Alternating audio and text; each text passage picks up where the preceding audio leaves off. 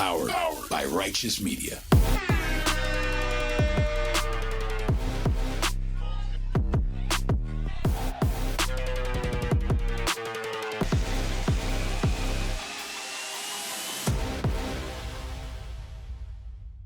Ladies and gentlemen, independent Americans around the country and around the world, welcome to the new season. Welcome to episode 351, and welcome to our annual 9/11 episode. Now is most definitely a time to stay vigilant. Overnight, NATO planes shot down Russian drones over Poland.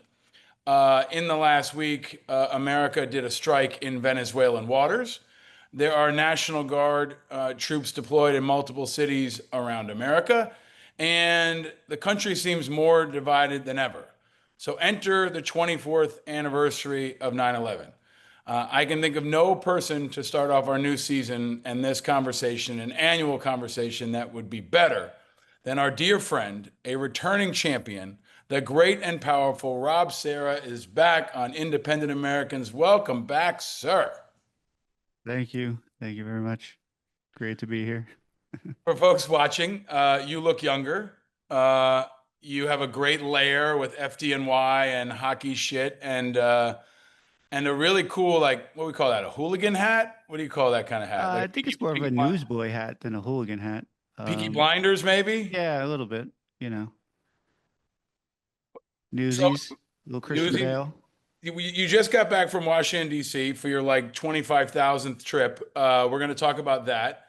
Mhm. Chris just informed me you've been on the show 6 times, so this will be your 7th visit, lucky number 7.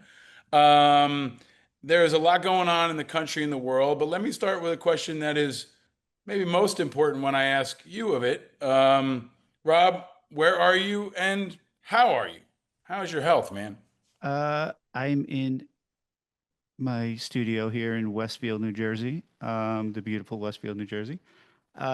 I'm all right. I'm about 3 months out now from another back surgery, so I've been dealing with that.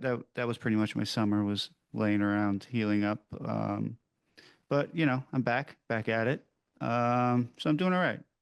I gotta say that I'll stick with all right. So, for folks who don't know, your first day on the job was 9/11. You have been an incredible advocate for all first responders, and I think a conscience for America.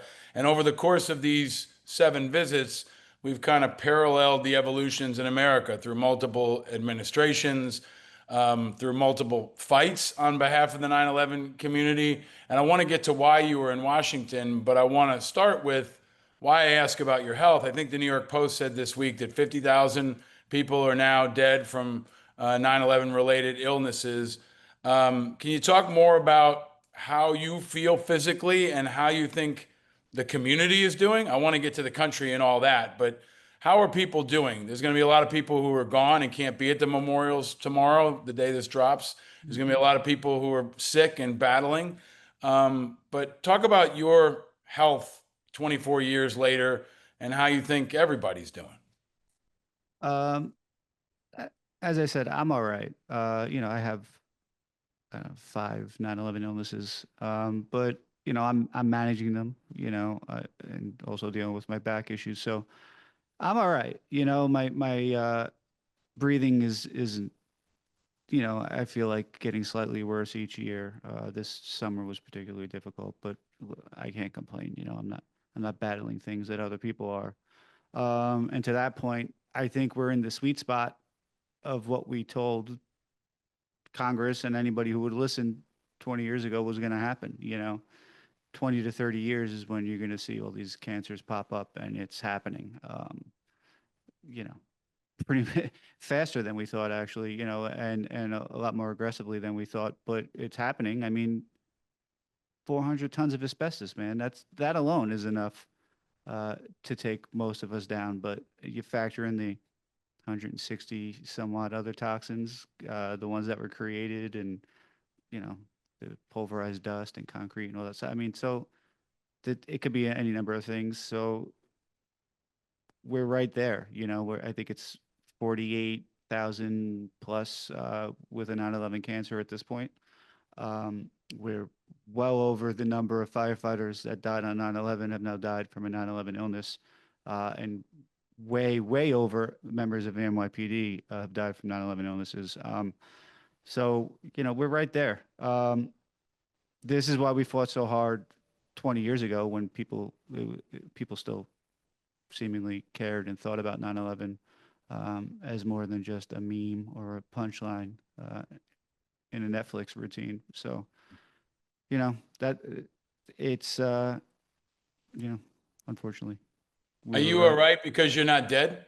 I mean, yeah. like that's Well, kind of like the bar now, but at this point when we're all getting into our 40s and 50s and 60s and so many of our friends have died. You were in Washington. I don't know if you still had Ray Pfeiffer's wheelchair, but we're going through this like, iterations of people. Every time you go to Washington, there's fewer of you. And every time you go to Washington, the staff is younger. And now you have to sit across from people and staff members who weren't born on 9/11, yeah. right? I mean, so talk about what was it like to go to Washington?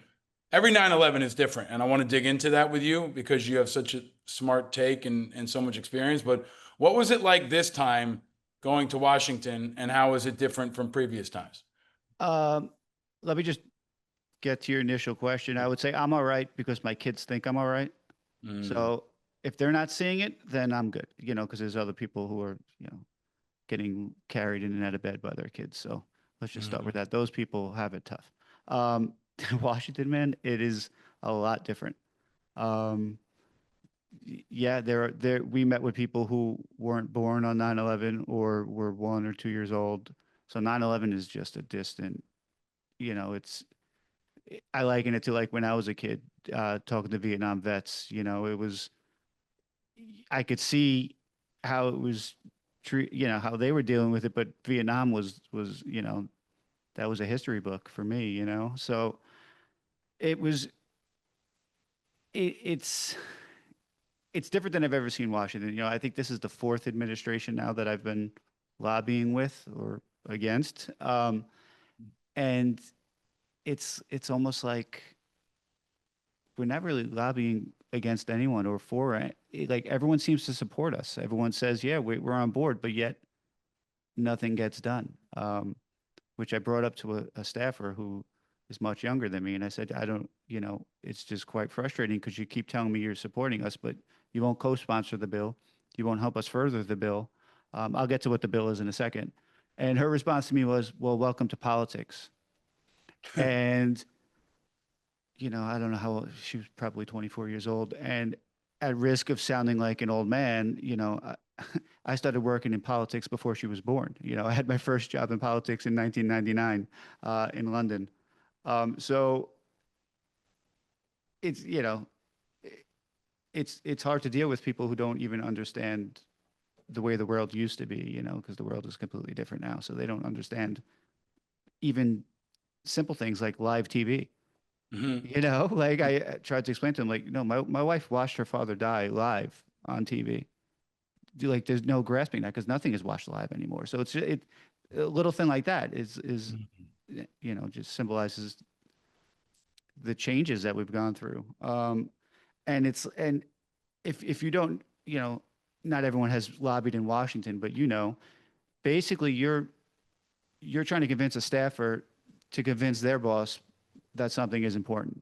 They have their meetings and everyone says, what bills are on the docket or who came into the office and what they should be supporting. So if you can't even convince that staffer to bring it up to the boss, you're not getting anywhere. So the first job that you have is to connect with somebody who, I mean, fortunately, I have three teenagers, so I have an idea. Um, but it's difficult. And our bill, for those who don't know right now, is we're just trying to get additional funding for the World Trade Center Health Program. Um, the projections were made 10 years ago, and for whatever reason, they didn't anticipate 50,000 cancers by 2025. They didn't anticipate um, the number of people enrolling in the program, which they should have, but whatever, how it was back then. It was we were just taking what we can get, right?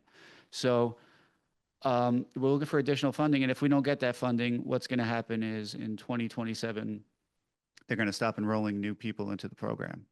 Um, does that affect first responders? Not so much. Most of us were already in the program, or we were auto enrolled through the FDNY or NYPD or whatever. So it doesn't really affect us, but it affects the survivors more. The 20,000 school students who were down there, who are probably in their 20s or 30s now, and they live throughout the country. They might not even realize it yet. They should. So if let's say a 30-year-old comes down with cancer in 2028, um, they're kind of SOL. You know, they won't be allowed to enroll in the program. I'm sure the health insurance company is going to find a pre-existing condition from 9/11, so they're probably not going to cover it. So really, I fight is kind of for them at this point. Mhm. We're not asking for a lot of money. I mean, I'm not sure if I'm allowed to give the exact numbers, but it's around $150 million a year in our budget. $150 million. In the amount of time we've been talking, where do you think our country has spent that much money? You Mm. know, so it's not a lot of money. That's one missile, right? You're right, Yeah, right, yeah. and you're talking about 300,000 or 400,000 Americans who were lied to and told the air was safe to breathe, all for the purpose of keeping our country going and Mm. getting us to the point where we are today, right? So Yeah. it's a silly thing for us to have to keep going down there. And to your point, there's less of us. I'm not in Ray's wheelchair anymore. Our wheelchair was donated to the 9/11 Memorial, and I believe it's currently on display. Mm. So if you're down by Ground Zero, go check it out. It's there with some other stuff from our advocacy. But yeah, we have some new faces, some old faces. You know, there's probably 5 or 6 of us left from 10 years ago, and the rest, you know how it is. When Yeah. one falls out, somebody steps up and fills the shoes. But yeah, So you're still, I asked you to book this and you're like, I'm going to DC again. I'm like, of course you are. Like you have been relentless and tireless, but it's also ridiculous to the utmost that this has to be required yet again. I mean, this might be, what is this, like our 10th fight, right? Like, I mean, how many different pieces of legislation all the way back to, when Rand Paul and other people were putting a hold on it. I mean, we've been through this with Jon Stewart and so many times, and it's almost become like you said, it's like a punchline. I mean, it's like if you want to look at how fucked up America is right now, Rob Serra is still going to Washington to ask for money for the cancers that people have for running into burning buildings, and I think it's always been a mirror on our society. And I always say every Veterans Day is different, and every 9/11 is different, right? Especially because of the politics of it all. And I don't want to go past that. And I want to talk to you about the kids component and teaching 9/11, which feels like my responsibility a lot more now than it used to. But I can't go past the politics because I was on TV last week talking about the fact that Laura Loomer is advising the president, and she's a 9/11 conspiracy pusher. RFK Jr. is the head of Health and Human Services. He's a 9/11 conspiracy pusher. Trump's going to go to, I guess, the Yankee game on 9/11. But I said to somebody yesterday, like, he might totally say it was a hoax this year. Like, that's entirely possible, right? Like, he might say it was an inside job. He might, like, the world we're living in now where the truth has gotten bended to such an extent, and the people who are bending the truth around this issue are now so close to the president that it feels like it's the last sacred thing to get turned upside down, right? Or maybe one of the next sacred things to get turned upside down. You've met with Obama and Biden and Trump and everybody else. I mean, talk about the politics of this year because I don't think you can separate it because now it becomes a political instrument for so many people, especially beyond the community. well, as far as President Trump is concerned, I was there in the Rose Garden when he told us that he was at Ground Zero.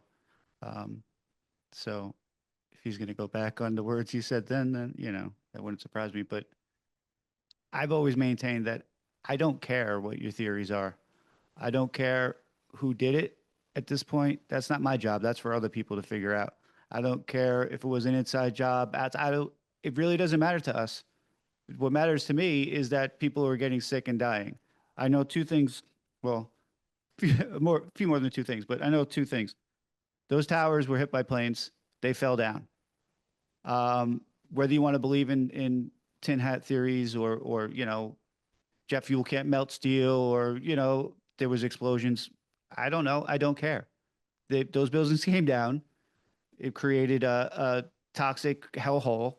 We were told that hellhole was safe for us to operate in for whatever reasons. There's all conspiracies in that too. Was it getting gold out? Was it opening Wall Street, which I'm sure Wall Street played a role in it. It was all those things getting America back, making it look like, tis a flesh wound. You know what I mean? But Mhm. I don't care. All I care about is that we're sick, we're dying, and you lied to us, and you've been lying to us for 23 years. We don't have the money, we can't have all this bullshit. Like as far as the other stuff, the politics of it, as I said earlier, there really is no opposition. John Field said in a meeting, like we're fighting the boogeyman, and we kind of are. We're not really.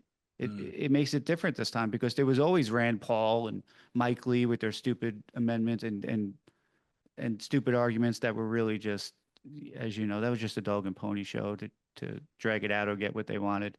But now there really isn't much of that, and we're to the point where every single office that we've been in, we were told, yeah, we don't see any reason why our boss wouldn't support this. Or even if we spoke to the member themselves, they'd say, yeah, right, we support this. But yet they're not co-sponsoring, they're not putting it publicly. Um, and another change is that I've seen is they're starting to say the quiet parts out loud. Mm. We had a chief of staff tell us we support this. We'd love to co-sponsor it, but we have to wait for the right time, and actually said the words until we get what we want. And I was like, I don't think you're supposed to be saying that in the lobby Mm. with your constituents sitting here. There were Mm. people, you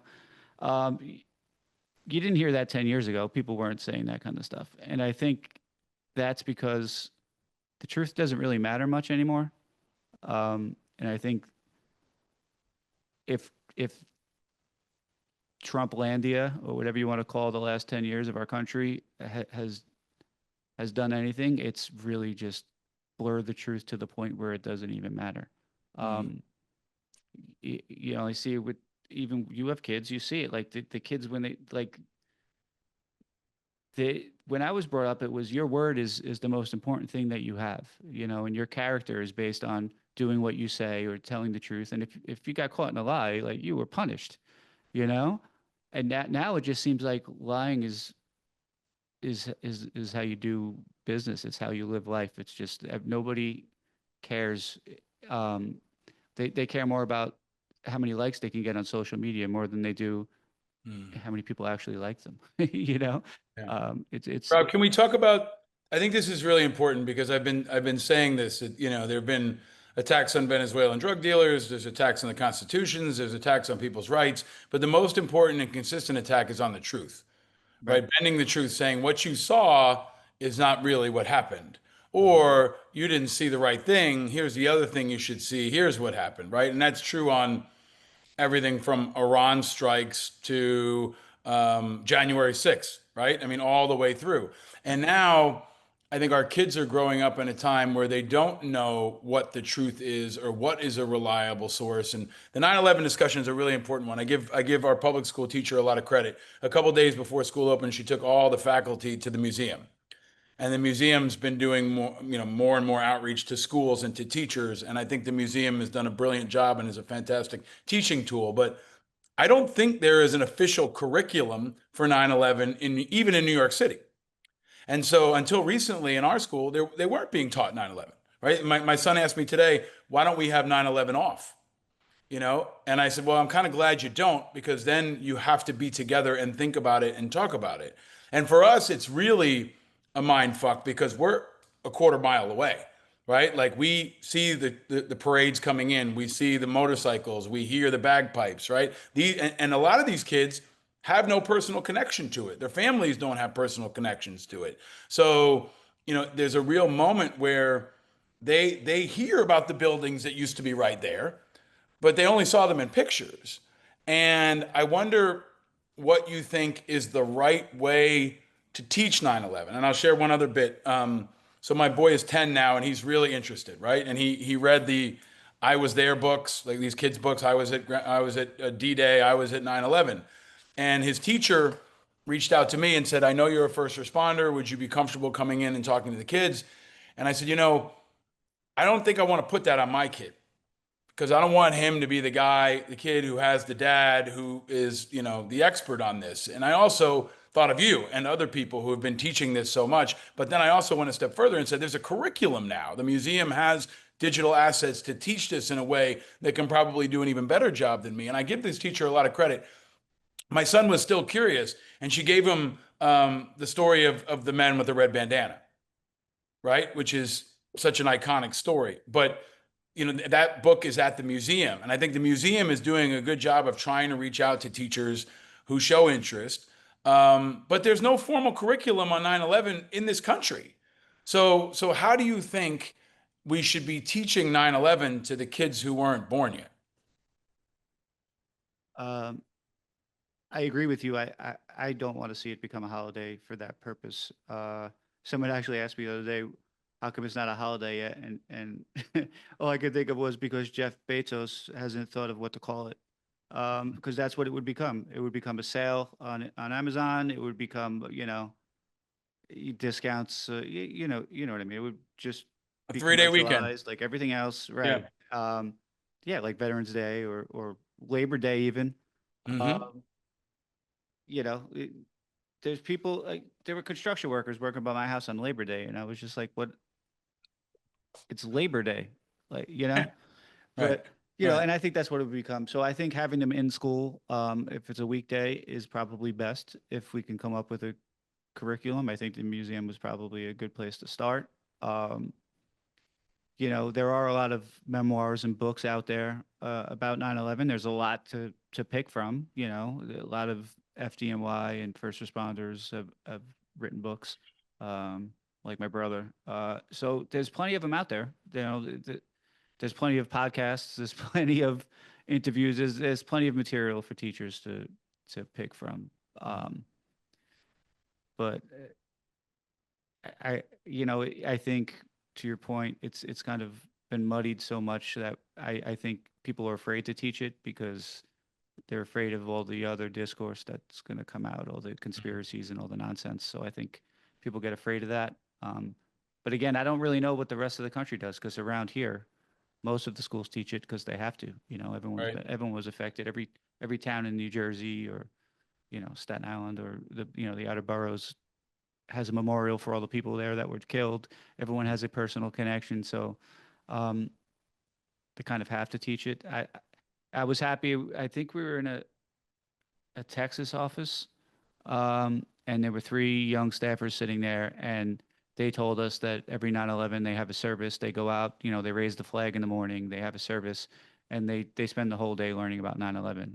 So that's Texas. So that's good, right? I mean, that's Yeah. one of the states that wasn't directly affected. So that was good to hear. The other states, I don't know. I mean, I guess there should be some sort of national, curriculum or handout Yeah. or something. But Yeah. I mean, it's something I'm gonna push this year when I'm doing media, especially. And I think, especially with the mayor's race happening here in New York, like if New York City can't teach it, right? If Washington and Northern Virginia can't teach it, then I think we've got a major problem just because of the proximity. Like it's not, I don't know how you can grow up in, Hawaii and not know about Pearl Harbor, right? I mean, it's literally in your soil.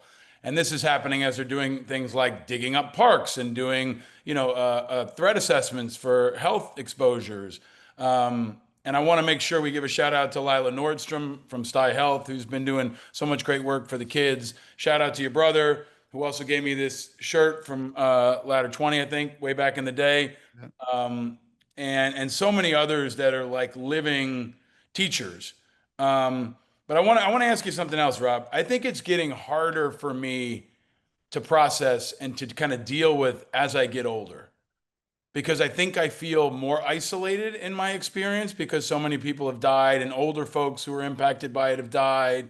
and the kid, there's, the kids have come up, and I'm careful about how I process it. But I also realize, like I said to my wife yesterday, I realized really this year the sirens are a trigger for me. Like the sirens in my neighborhood lower are constant, especially this time of year. And every year I forget that. And every year I say, maybe I should leave on 9/11 because what I remember, not just about 9/11, but the weeks afterward were the sirens. Every time they pulled a body, every time they sent somebody down, you heard the sirens go through the entire city almost all night long, right? And that was a trigger for me. So I always feel, and I want to talk about this with you, part of me feels like I should be there all day, right, at ground zero with the president, and then go to O'Hara's and stay there till the sun comes down. And there's another part of me that wants to go to Idaho on a mountain and just like blink and have it be over, right? Like I want it, I dread it in some ways. I want it to be over, so that I can get past all that emotional baggage. Can you talk about how you feel about it and how you think about that? Um, it's quite ironic what I'm going to say, and just so your listeners know, we didn't discuss this previously. I'm going to the mountains tomorrow. I'm not going to O'Hara's because last year I would same thing. I never really make a plan on 9/11 anymore. My wife goes to her mother's house and her family does the thing, and I've done that sometimes. I've gone to Ground Zero. The last 5 or 6 years I've been doing interviews because of the bills. But last year I went to O'Hara's for the sundown. I went to the sundown where the pipers go and they play beautiful songs, and it used to be for us, right? It was Yeah. to lift us up. And now it's turned into a tourist attraction, and it's Yeah. filled with people who weren't there or whatever. And I went to O'Hara's, and it was filled with firefighters and first responders from other places around the country, and they were in dress uniforms with their shirts untucked, their hats on backwards, ties sideways, getting drunk like it was St. Patrick's Day. And I was sick to my stomach, Yep. and I Yep. actually said something, and I was with my friend who's a captain on the FDNY, but he wasn't in uniform. And he actually went up to a couple of the FDNY guys and said something to them like, if you're going to do this, take the uniform off, take the shirt off, take it, don't disrespect what happened. This isn't a party, Right. and we're firemen are all for tipping one back, to celebrate the boys, but that ain't it. We're not here to. It was like like a pickup scene. Like that shouldn't be what O'Hara's is. That shouldn't be anywhere near Ground Zero. And if you're out drinking in your uniform, no matter what day it is, um, I was never in the military, but you can't look like a sloppy mess. It's just You and I spent, I think, at least two 9/11s together. Once, I think we went to O'Hara's, or it was close to 9/11, and went to O'Hara's. And you put your finger on something that I couldn't articulate, which is like I used to go into O'Hara's because I knew people in there, right? And you'd see the look, and people would look at you and they know, especially you and me and other guys who've been at the press conferences, and we've been on TV and we've talked about it publicly. But yeah, it didn't feel the same. And O'Hara's, I think, is a living museum in and of itself. And for those who don't know, it's the Irish pub right next to Ladder 10, right south of Ground Zero. If you haven't been there, you should go check it out. It was a helpful teaching tool for my kids. I remember the first time I took them in there, and they want to go in there and see the patches, and I took them through.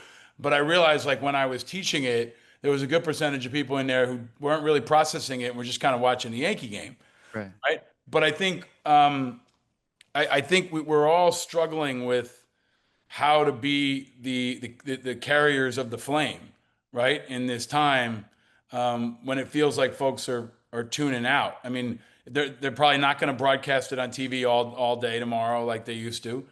Maybe locally, I don't Yeah. know, I think they nationally. do locally, right? For those who don't know, and like Yeah. WNBC, I think, I think most of the local stations yeah, carry it. they carry the exact broadcast from like that morning through what, like 11 o'clock or something, and then they go to the memorial. Well, they They do the usually reading do of the names and reading of they the air name. that and all that. Right. Yeah, yeah, But yeah, and everything that we're talking about is what led me to my decision to not go there. yeah. And I've been asked for years. I went to high school up in Lake Placid, New York, which is in the Adirondacks, home of the 1980 and 1932 Olympics. Um, Right. And I still have friends up there. My teachers still teach there. It's one of those family type. It's a prep school, but it's more of like a family type atmosphere. And they've always asked me, if you ever want to come up and talk to the school, talk to the students about it. And this year, it just kind of worked out where I was like, you know what, it seems like the right place for me to go. Get out of here, and we're going to do a little Q&A, and I'm going to talk to the kids who weren't born yet and give them my perspective, and Yep. I think maybe it'll have a little bit more of an impact because, I was them 30 years ago. But so that's what I'm going to do. And it's okay to celebrate too, right? I mean, it's like you and Sure. I, one time, I did this many years. You were on my roof. We did a celebration of life dinner, right? Like, to remember what happened. We would ask everybody, and this is something I always wanted to scale, but you can have a dinner with your family and you can say, where were you on 9/11? And the folks who were alive can share where they were and what they saw. And you and I were there. I think, it was a wide range of people. I think Pat Ryan was there, who's now a congressman. I think Wes Moore was there, who's now the governor. But then we also had, just friends of mine and other people who had been impacted in different ways. And I think that was a powerful thing. But I got to tell you, like, I didn't have the emotional reserves to organize it this year. And I really, I just kind of want to be with the boys on the football field, Yeah. like that. I want to be throwing the football around and thankful that I'm not dead, right? Like, and try to teach them um, about what happened in that day and the full truth of it, right? And the magnitude of it. And I feel like my parents' generation teaching Vietnam because it's so complicated and it's so twisted, and now it's become so misunderstood that I feel like I have that obligation to make sure at least my boys get it, you know? Right. Well, and I think that was also the missed opportunity by our government by forcing us to fight for healthcare and all this stuff over the last 20 years because they muddied it, and that's why the history of it is so complicated because it didn't end on 9/11, right? I mean, Yeah, we went to war for 20 years, which is a whole nother discussion, but we also fought our own citizens who were affected by it for 20 years. Yeah, our government did that. They admitted it, and then they continually, now what, 24 years later, we're still having the same discussions. So back to what we were saying about teaching it. I mean, how do you teach it without teaching that part of it? Because that's yeah. what our kids need to learn from also. Well, let me ask you this. I mean, there's a report last week that Trump wants to take over the museum, right? And he's taken over the Smithsonian, he's taken over other places and essentially pushed to change history. I don't know, maybe he would, maybe he doesn't like Bloomberg or he doesn't like Tom Hanks. I mean, there's all these people now that are too woke, right? And it's like this punitive thing, but um, the museum doesn't rely on a lot of federal funding, but it's also, near federal land. I don't know how they could try to split this, but I mean, it feels like this is going to get politicized too this year. Well, I mean, he's been involved with the museum since his first term. He gave them a large sum of money during COVID to keep them running. So it's not like this is new. Mm. He I think it was like $2 million that they got from Did the he? from the during the whatever it was, the PPP or whatever. Right, right, Um, right. so he already got his foot in the door there. I mean, I can't speak for his ego or what his reasons would be, but it might go back to the stuff he said to us in the Rose Garden. Maybe it's to try to speak uh, speak his truth into existence. It could be something like that. I don't know what other intentions he could have, but I mean, he's not going to be around forever anyway. Mm. So it's not like it's not. There's only so much he can do. Can I ask you one more thing? You and I have talked about so many related issues over the years. Remember Live Golf, Hmm. right? Like I I felt still like, haven't watched golf, by the way. yeah, but I felt like that was a moment where you and I and others said, okay, this is fucked up, right? And many in the 9/11 community had something to say about it. Some people didn't care. Um, but there have been moments where I felt like the veterans community could finally get rolled, right? And I felt like that was a moment where the 9/11 community kind of got rolled, right? And once you get rolled, then you're kind of like down a couple notches and your political power is just different. Do you feel like we have jumped the shark and we Yes. don't have the political power and we never will again have the political power we used to have? Yes. For all the reasons we discussed earlier, from the staffers to Netflix. I mean, I said it tongue in cheek, but it's true. I watch a lot of stand-up comedy, um, and nearly every stand-up routine has a 9/11 joke. Nearly every one. And some of them are from native New Yorkers from Staten Island and Brooklyn, and they're making jokes. Um, anyone outside of Pete Davidson should kind of treat it with a little bit more reverence. Pete could say whatever he wants because he's dealing with his own shit. So if Pete makes a 9/11 joke, go ahead. He's part of the team. But anyone For else, folks like, who don't know, Pete Davidson's father was a firefighter who was killed on 9/11. right. Yeah. So, if you ever watch those roasts and Pete's there's usually a couple of 9/11 digs at him, which is all right. Because if he's all right with it, then I'm all right with it, right? Yeah. But it's true. You turn it into a punchline, and I mean, you go on social media, there's constant memes, and even on stuff that has nothing to do with 9/11, you'll see memes and responses that refer to it, and it's a joke. And I think the more you desensitize people to anything, the less value and power that it has. Um, Also, I think just time in general, right?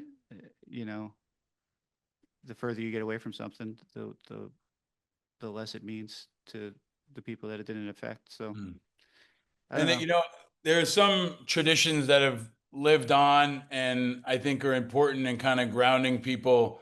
Like I mentioned the man with the red bandana, which I think is such a powerful story, right? And his story um, has been echoing, like Wells Crowther, right? Was his name, Wells Crowther, and he was a Boston College grad. So Boston College football does the red bandana game, right? And I think that's a really powerful teaching moment to talk about the helpers. There's a Tunnel to Towers run, which keeps getting bigger every time. And I think at the end of the day, like to see that many people at least taking that much time to reflect and remember is really important. Um, I want to ask you kind of a final question here, Rob. Like, every year is different. I hope you'll join me every year or as often as possible to reflect on this stuff because I think you're really like a keeper of the flame and a conscience on this and so many other issues in this country. But, here it is, 2025, 24 years later. What do you want folks to remember? When we say never forget, what do you want them to remember about 9/11? Um, I think the man in the red bandana is a perfect example. One of my main concerns with the direction that we're heading with social media and AI and less social interactions is this generation going to be able to produce a man in the red bandana? Are we going to be able to produce people who care more about the greater good than they do about themselves and what's best for them and what's going to get them clicks and likes? I mean, you see all the stunts that are pulled on TikTok. Is that generation going to be able to do what the previous generations have done? Not just the 9/11 generation, but you know, the World War II generation and World War I, all the way back. So I don't know if we're going to, and that was part of my arguments um, for the last 20 years with Congress was what example are you setting to the future generations if you don't take care of the people who stepped up to help? Not that you need to be incentivized, but you're kind of teaching people to take care of themselves first because the unwritten agreement between, you know, me and the city of New York was I'm going to do what I got to do and I might die. I might lose a limb, or whatever. I might get burned. But you're going to take care of my family if that happens, right? You're going to take care of me and my family. And I'm not going to be, you know, brushed aside, and I'm not going to have to fight for you know for what I should be compensated with. And I think by forcing this, and 24 years later, we're still not really taking care of those people. I think you're setting a bad example. Do you want people hesitating, when there's an emergency because they see what happened to us? Like, to me, the lasting image that I have from 9/11 is watching Lou Alvarez testify before Congress.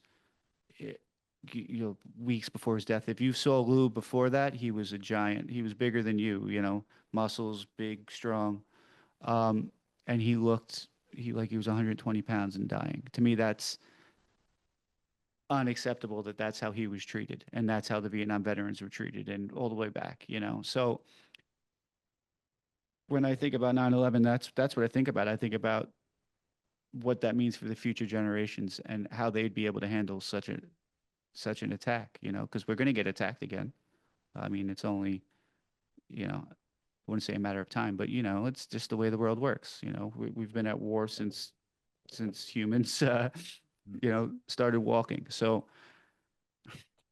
you know, as far as the day itself, I just hope that people take a second to realize that you know, your life can change in an instant. Um, you know, you know, even if you weren't affected, I mean, like I think about it all the time, how much my life was sent in a different direction just because of that day, and it really, you know, I didn't lose anyone close to me at the time, but it completely changed the direction of my life. Um, I don't know. I know I'm going off the rails here, but No, it's you're hard on the rails. it's hard to discuss because you know it's just every year it actually, like you said, it actually like gets worse. Like it feels like the further you get from it, the more I realize how fucked up it actually was, you know.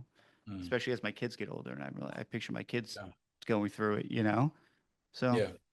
I don't know. You know, it's become 9/11, you know, used to be something that I kind of everybody was talking about. And now for me, it's kind of like the war.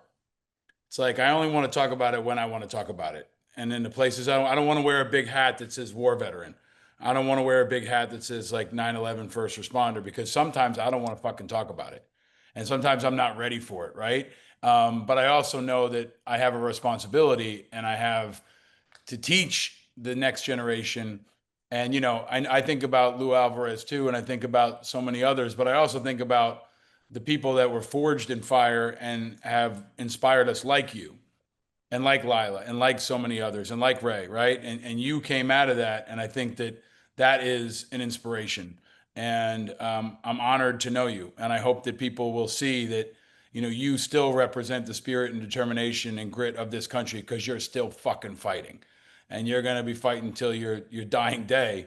But I'm also glad that you're teaching and that you're going to Lake Placid and that hockey season's starting soon. Yes. And you asked, you know, are they making people like the man in the red beret, the red bandana? They are. Your kids are awesome.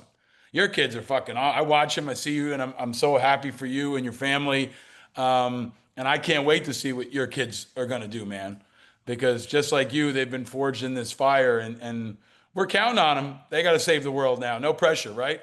Yeah. Well, I think Frankie's coming for your job though, so you better watch You know out. what? For those who were around when we had the Firefighters podcast and Frankie's special vignettes, Frankie is coming, and the Sarahs are coming, and your wife is awesome, and your whole family is awesome, man.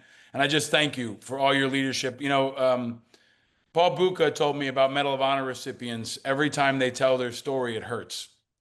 And every time you tell your story, it hurts. And that in and of itself is a form of public service and sacrifice and leadership. So you keep doing it, man. And we're grateful for you. And I look forward to seeing you at it. We ever going to go to that beer garden? For folks, there's a fucking beer garden at 9/11. Are you and I going to go there one day and have a beer, or do we not have a beer? What do we do? Like, I don't know if we should sit there and just get free beers forever or we should boycott it. Because I walk by it all the time and I always think of you. I'm like, there's a fucking beer garden on Um, Ground Zero. I don't know if it's great. Maybe it's great. Maybe it's terrible. I don't know, but it's fucking weird. And you're one of the only guys I can talk to about it. yeah, I still don't know. I don't understand who greenlit that, but maybe we should go there and have a beer. I don't know. Yeah. All right, well, maybe we'll do this conversation there next year. How about that? Or All right. not? But I love you, man. I'm grateful for you, folks. Thank you for supporting Rob for all these years. Continue to support him and the Ray Pfeiffer Foundation. Any other organizations or causes you want to give a shout out, man? Uh, I think you nailed it. The hockey team. Contact The hockey the team. FDNY hockey team, Yeah. Northwood School in Lake Placid, New York. Check it out. It's one of the top um, hockey prep schools in the country. Uh, we have produced, I don't know, 40 or 50 Olympians in all various winter sports. NHL players, check it out. Uh, Check out Renew 9/11 Health, and see if your member of Congress is a co-sponsor of HR 1410. We're at 83 co-sponsors right now, and we're trying to get over 100 by 9/11. We'll see, but just help us force them to just take care of it, because I really don't want to go back down there again. So please check that out. And besides that, just be nice to each other, man. Stop fighting on Facebook, and go out and have a beer with your friends. That's what I would say. I still think you should run for something. I hope you'll run for, the governor for New Jersey is up now, but maybe Staten Island losing you is like when they lost to Staten Island Yankees. Like the Ferry Hawks are okay, but losing Rob Serra is a tough one for Staten Island. So, but it's New Jersey's gain, and I hope you will run as an independent for something in New Jersey at some Well, point we'll soon. see where I end up. Staten Island may lose their district in general, so Yeah. um, but we'll see. Maybe Shout out to Staten figure it Island out. and one of the best minor league ballparks in the country. If you're ever Beautiful, in New right? York, take the ferry. We were there a couple weeks ago for Ezra's birthday. Shout out to Ezra, Rivers' little buddy. We took a bunch of kids over there. You can watch the Kung Fu Panda, and it's pretty fun. But you're awesome, dude, and thank you to everyone. We're back with a new season. Please support our Patreon community. Please spread the word. If you're watching on YouTube, like and share. It's a really important fall. We got a lot of important conversations coming up on independent Americans. But look for the helpers. They're out there, and there's no finer example than our friend Rob Serra. Until next time, thanks for listening. Stay vigilant.